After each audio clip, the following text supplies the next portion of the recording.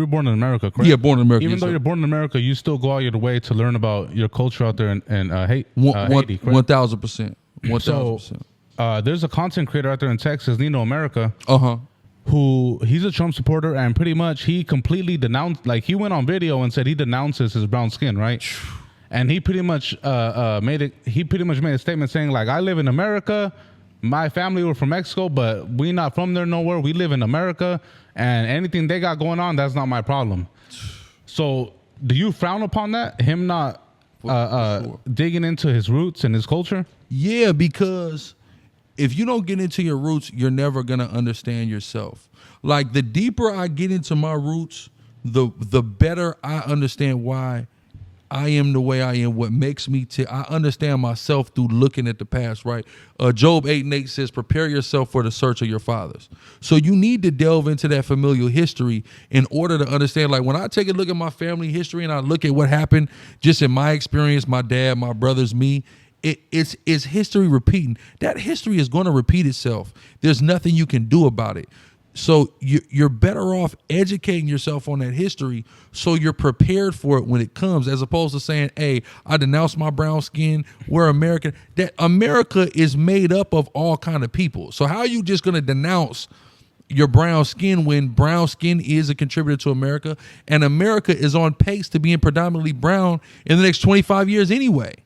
So how stupid are you going to be when white people ain't the majority anymore? And now here we are, the majority, and now you done came up with this, malinchismo ass ideology, this coon ass ideology. That's crazy. Well, his whole thing was, I denounce my brown skin because all my brown skin has ever done was kill other people.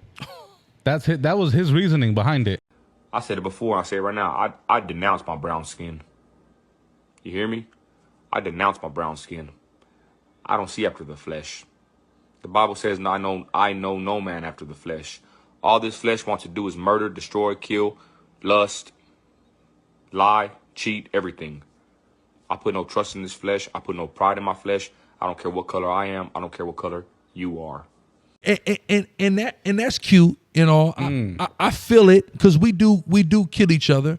But if we take a look at the statistics between how much we've killed each other and how much they've killed us, it's going to pale in comparison. So we can't denounce and say all my skin done is killed, and that's a gross misrepresentation. It's like Chicago. Chicago has 2 million people, about 1 million or over 1 million black and brown people cumulatively. Like 1% of Chicago is responsible for all of the violence that occurs there. Right? So to say, well, all we do in Chicago is kill each other, but that's 1%. The other 99% of black and Hispanic people in Chicago are not killing anybody. So how is your brown skin only kill people when it's only the minority of people with brown skin who are doing this violence? Yeah, no, I hear you.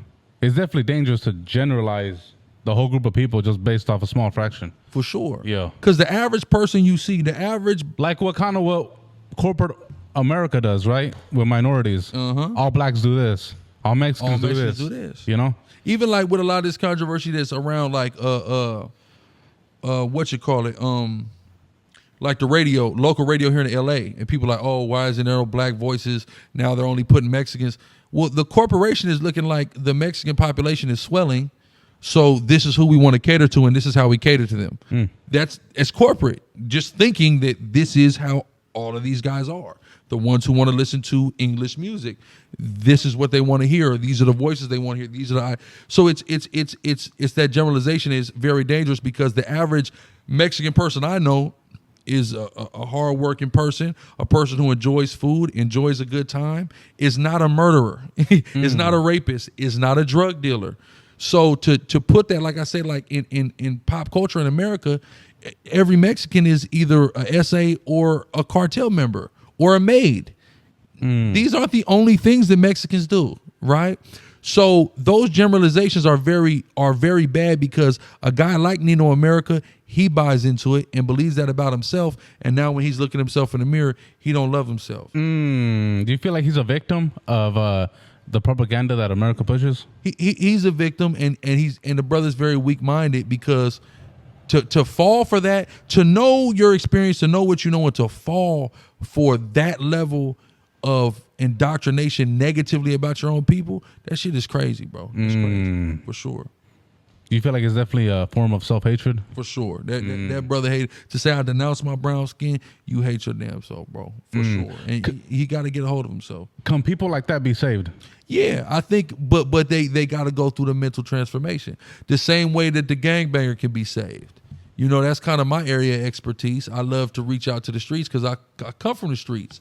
But you have to go through, you know, a mental reprogramming of understanding that guy over there on that street, killing him is not the most important thing in the world, bro. You know, he's not the worst person in the world. He's exactly like you, actually. He's just from a couple blocks over.